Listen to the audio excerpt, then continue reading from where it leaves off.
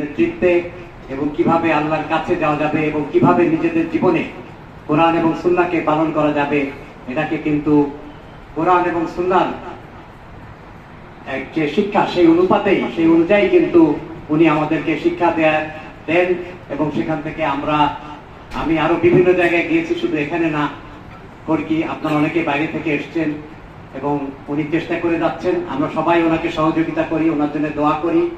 আমার পরদাদা হুজুর, আমার দাদা, আমার দাদা যান যারা পীর সাহেব কেবলা ছিলেন, তারাও আমাদেরকে এখানে দিনের পথে আল্লাহর কাছাকাছি হওয়ার জন্য আল্লাহ তাদেরকে জান্নাতুল ফেরদাউস দান করুন। এই দোয়া করি আমাদের সবার জীবনে আমরা যাতে ইসলামকে কায়েম করতে পারি, কোরআন হাদিস কায়েম করতে পারি।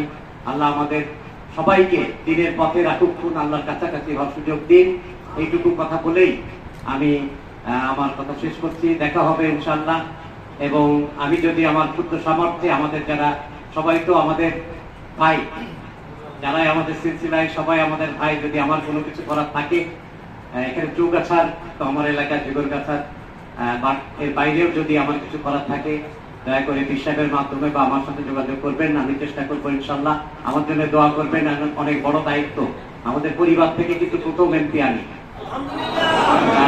দোয়া করবেন, যে কোনো যতটুকু আমার করার সাধ্যমতো চেষ্টা করবো ইনশাআল্লাহ। আসসালামু আলাইকুম ওয়া রাহমাতুল্লাহ। সবাই ভালো থাকবেন।